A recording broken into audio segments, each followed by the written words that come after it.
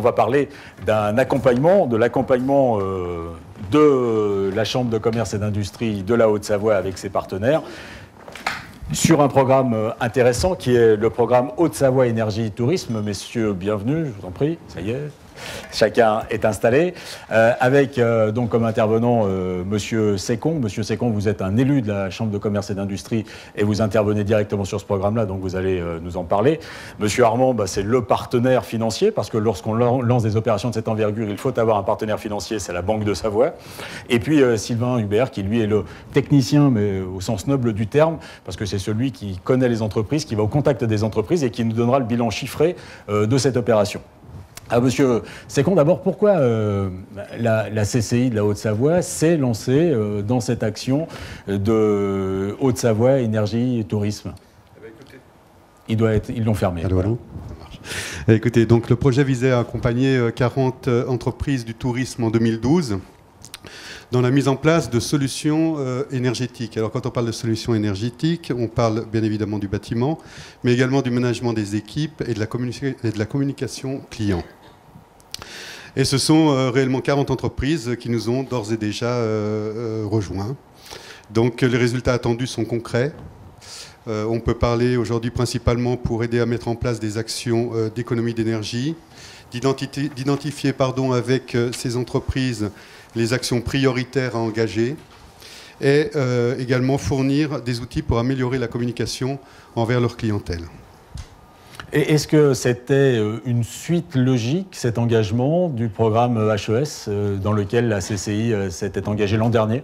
Oui, alors justement, c'est une suite, puisque la CCI de Haute-Savoie a eu le souci de donner cette suite avec des partenaires locaux, toujours en réponse, et je dis bien toujours, en réponse aux besoins des entreprises et dans la volonté de faire bénéficier un plus grand nombre d'hôteliers. Alors, ce qu'on peut dire, c'est que ce nouveau projet découle d'une opération qui avait été expérimentale et qui a été menée par la CCI de mars à juillet 2011, à la demande de l'Union européenne, de l'ADEME, des Nations Unies, et qui s'intitule Hôtel et Énergie Solutions, auprès d'un groupe de 25 hôteliers au Savoyard. Ce qu'on peut dire encore, c'est que ces actions s'inscrivent dans un engagement de la CCI en matière de développement durable, plus précisément dans le cadre du programme environnement, depuis 6 ans de prestations dans le domaine de l'énergie. Il faut savoir que ce sont un petit peu moins de 300 entreprises qui ont été accompagnées par la CCI sur la thématique de l'énergie. Sur le programme, on va rappeler les partenaires, on va venir aux partenaires financiers, mais vous n'étiez pas seul parce que dans Haute-Savoie Tourisme Énergie, il y avait également le Conseil Général. Alors oui, il faut le dire, ce nouveau projet, entre autres, découlant de cette opération expérimentale, est mené dans le cadre d'un partenariat, on peut dire même d'un étroit partenariat, avec le Conseil Général de la Haute-Savoie et avec le soutien de la Banque de Savoie.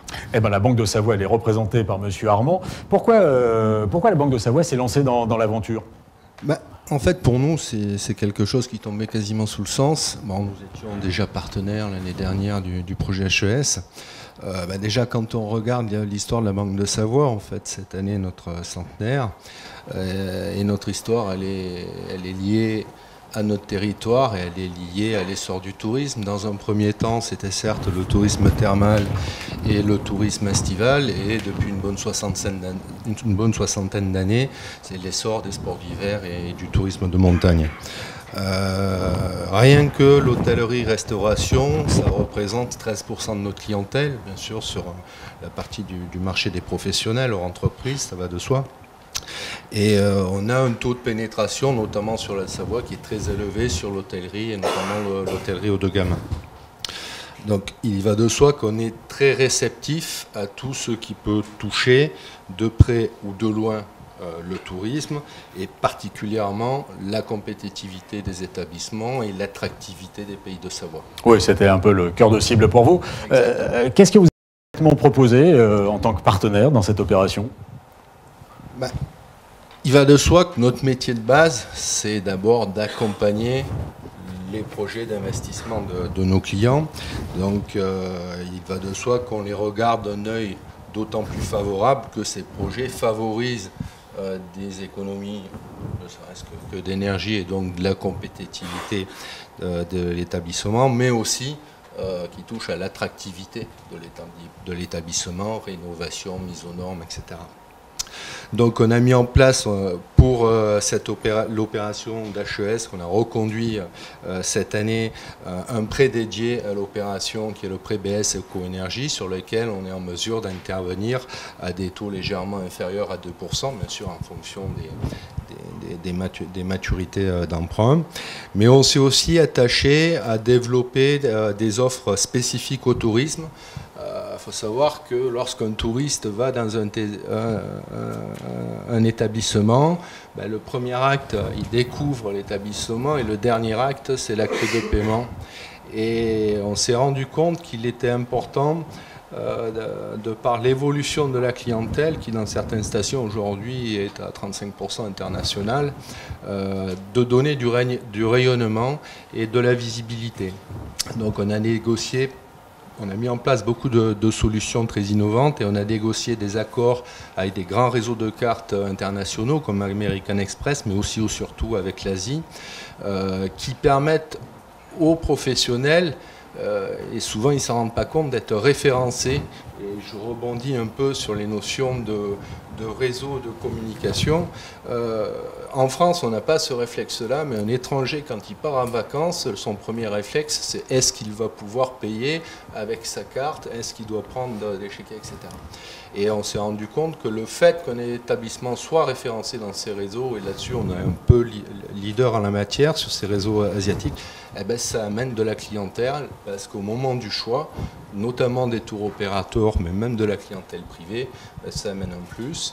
Et aussi des solutions qui permettent aux commerçants de donner le choix à ses clients de son mode de paiement, de sa devise de paiement. Et au lieu que son client soit facturé de commissions de change dans le cadre de règlement de devises étrangères de façon très onéreuse, souvent beaucoup plus que chez nous, parce que contrairement aux idées reçues, la banque est bien moins chère qu'en France qu'à l'étranger, permettent de toucher des rétro-commissions sur ces opérations. Mais souvent, ça permet de financer intégralement, même bien plus que cela, le parc de TPE, par exemple. D'accord. Voilà. Donc vous avez fait, vous aussi, coller l'offre spécifiquement à l'opération. Aux besoins liés au tourisme. Ouais. Eh ben, écoutez, vous étiez en plein dans le cœur du sujet. Merci. Et puis, on va passer la parole à Sylvain Hubert, parce que lui, je l'ai dit, c'est le technicien de l'opération. Donc, c'est avec lui qu'on va essayer de dresser rapidement le bilan chiffré. On arrive à la fin de l'année. Elle a été lancée en janvier 2011, hein, Sylvain, voilà. Cette opération. Les premiers établissements ont été visités, voilà, mi-janvier, fin janvier 2011. Voilà, donc on est en novembre 2012, pardon, et ça s'est continué. On est en novembre-décembre, donc c'est la fin. Ça se termine. C'est l'heure de faire le bilan. Qu'est-ce qu'on peut globalement en dire, déjà ? Alors, ce qu'on peut en dire, alors c'est déjà que, comme l'a dit M. Sécon, il y a 40 établissements qui ont été visités, 40 établissements du secteur du tourisme, dans le département de la Haute-Savoie. C'est bien, ça, pour la Haute-Savoie ? Alors, 40, c'est un petit nombre, mais bon, voilà, il faut petit à petit avancer. C'était une première. C'était une première, enfin, c'était une deuxième, parce qu'il y a déjà eu Hôtel Énergie Solutions. Voilà, on commence à rentrer dans ce domaine. Et puis, il faut aussi voilà, que les établissements qui commencent à faire des choses soient un petit peu moteurs et exemples vis-à-vis des autres établissements, de leurs confrères, pour que petit à petit, tout le monde essaye de mettre en place des solutions d'économie d'énergie, notamment. Voilà.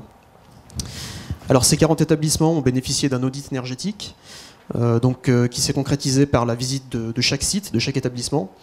Donc, c'est une analyse des infrastructures existantes, une analyse des factures également, qui permet de donner notamment le niveau de consommation d'énergie.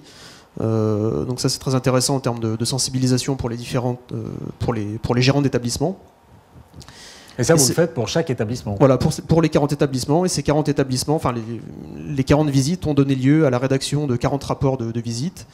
Donc ces rapports contiennent eh bien, un état des lieux de la situation énergétique de l'établissement et puis un plan d'action qui permet à chaque gérant d'avancer dans sa démarche d'économie d'énergie. Donc c'est un plan d'action qui reprend les préconisations, qui permet de structurer ces différentes préconisations. Voilà. Question basique, mais si j'ai envie, ça me coûte combien, moi ? Si je suis hôtelier ? D'avoir un audit énergétique, c'est gratuit par la CCI. Voilà. Donc le bénéfice est total pour l'hôtelier. Voilà. Alors en termes de résultats, Ce qu'on peut dire, c'est que, évidemment, par rapport au bâtiment neuf, donc ça c'est le graphique du haut, par rapport au bâtiment neuf, le parc existant, le parc immobilier existant est bien sûr plus haut en termes de consommation. Donc la moyenne des établissements du groupe Haute-Savoie Énergie Tourisme est à 232 kWh par mètre carré par an. Pour information, les bâtiments neufs, jusqu'à présent, l'objectif, du moins le plafond maximum autorisé était de 150 kWh par mètre carré. Et à partir d'aujourd'hui, on divise par 3 ce plafond autorisé de consommation, on arrive à 50. Donc effectivement, on voit qu'il y a une accélération réglementaire d'économie d'énergie à réaliser dans le neuf. Pour l'instant dans le neuf, peut-être que plus tard, ce sera la rénovation qui va rentrer en compte dans ces critères réglementaires. Voilà. Le graphique du bas montre là une comparaison des consommations, alors toujours du groupe Haute-Savoie Énergie Tourisme, cette fois par rapport au secteur, à la profession des cafés, hôtels, restaurants. Donc là, on voit qu'on est à peu près dans la même moyenne française. Alors bien sûr, les moyennes, il faut se méfier parce qu'on a des établissements de montagne en Haute-Savoie, des établissements de bord de lac qui travaillent plus en été. Malgré tout, on voit qu'on est à peu près dans la même fourchette, sauf les centres de vacances, mais là c'est des cas un peu particuliers parce que c'est des centres qui fonctionnent principalement l'été. Voilà. Donc on est un petit peu plus bas en termes de consommation de chauffage. D'accord, alors vous vous êtes lancé aussi dans une démarche que vous avez appelée Négawatt. Alors la démarche Négawatt, c'est une démarche en fait qui est portée par l'association du même nom et qui permet en fait de mettre en pratique la formule qui dit que l'énergie la moins chère est celle que l'on ne consomme pas. Alors cette démarche Négawatt se résume en 3 mots, c'est la sobriété. C'est pas fou. Voilà, c'est plein de bon sens, mais voilà, c'est toujours bon de le rappeler. Donc cette démarche se décline sous la forme de 3 mots, c'est la sobriété. Je réduis tout d'abord mon besoin en énergie, donc ça se traduit en isolation de murs, de toitures, de fenêtres, etc. C'est ensuite l'efficacité, donc là c'est l'installation de matériel performant qui me permet de répondre à mon besoin en énergie, le besoin qui me reste en énergie. Donc ça passe par des chaudières performantes, par des systèmes de régulation. Et ensuite on a le renouvelable, donc là c'est l'intégration de sources d'énergie renouvelables dans sa production d'eau chaude par exemple, ou de solaire photovoltaïque pour revendre de l'électricité. Enfin voilà, ça peut se décliner sous différentes formes. Ça c'est la ligne de conduite qui sert aux audits ? Alors voilà, ça c'est la ligne de conduite que l'on a essayé de tenir lors de ces audits. Du moins c'est ce qui permet de définir un plan d'action d'amélioration. Alors bien sûr ces plans d'action après se confrontent aux différentes problématiques financières, puisque c'est vrai que cette démarche ne correspond pas toujours aux différents critères de rentabilité que les gérants d'entreprise souhaitent. Voilà.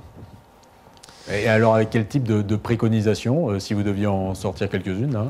Alors parmi ce graphique un petit peu qui cartographie la petite dizaine de préconisations qui ont été le plus souvent faites dans les 40 établissements, on peut voir surtout qu'il y a des préconisations qui peuvent se faire sans coût ou à moindre frais et qui peuvent avoir un impact très intéressant.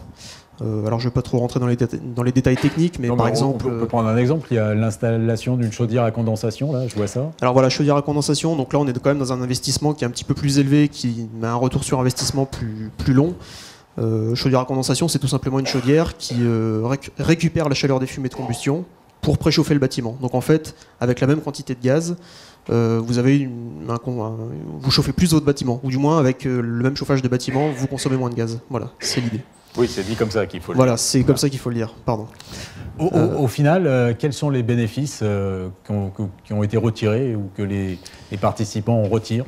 Alors, parmi les entreprises qui ont participé à cette opération, on a une majorité d'entreprises qui ont eu une meilleure vision de leur niveau de consommation par rapport notamment à leur saisonnalité, par rapport aux surfaces qu'ils chauffent. C'est ce dont M. Gualpa a parlé tout à l'heure. C'était aussi l'occasion de voir un petit peu les priorités en termes de rénovation énergétique et s'il n'y avait pas par exemple des choses à mettre en place de manière assez simple, comme on l'a vu sur le graphique précédent, sans coût et sans travaux majeurs. Et puis il y a quelques établissements qui avaient, avant d'intégrer cette opération, des projets qui voulaient valider le projet, savoir s'ils étaient dans la bonne voie, s'il n'y avait pas d'autres choses à prendre en compte également.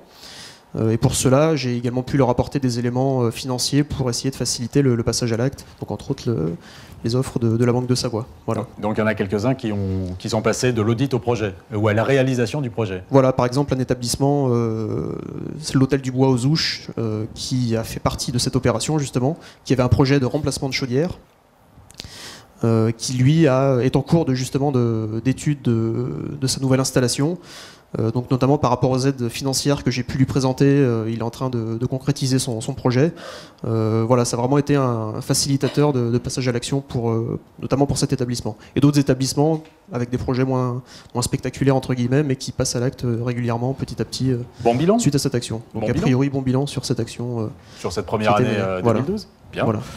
Monsieur Sécon, on l'a vu, hein, la CCI de la Haute-Savoie et ses partenaires sont engagés dans cette démarche d'économie d'énergie environnementale. Ça, c'était en 2012. Il y a des projets pour 2013 ? Eh bien, vous l'avez dit un petit peu tout à l'heure, 40 entreprises ou établissements, c'est beaucoup, mais c'est peu. Et devant l'engouement des inscriptions cette année, je pense que Sylvain va encore cravacher l'année prochaine. Donc effectivement, on va bien évidemment continuer nos actions énergie envers les entreprises. Et j'allais dire du tourisme, mais pas seulement, hein, notamment du tourisme, via les visites énergie. Qui sont des audits, on vient de le dire. Et je voudrais simplement rappeler que ça leur permettra de dresser un premier bilan, d'appréhender surtout les premières pistes d'amélioration et accompagner le projet par un appui de méthodologie, on va dire, et technique, qui souvent, c'est là un petit peu où on pêche quand on ne fait pas partie, je veux dire, du métier, quoi. Ouais. Donc voilà. Donc plein de chantiers pour 2013. Plein de chantiers pour 2013. Et du travail pour Sylvain, ça, il a compris que lui, il allait travailler l'année prochaine. Il va nous rester d'abord à vous remercier, messieurs, et à tous les participants. Et puis vous, mesdames, messieurs, qui avez assisté cet après-midi à cette conférence et à ces diverses tables rondes. Il se passera d'autres choses sur un autre sujet. Ce sera le 29 novembre à l'espace rencontre d'Anne-Sylvieux avec des négociateurs du RAID. C'est dans un tout autre registre, mais si vous voulez y participer, vous serez les bienvenus. Nous, on vous remercie de votre attention.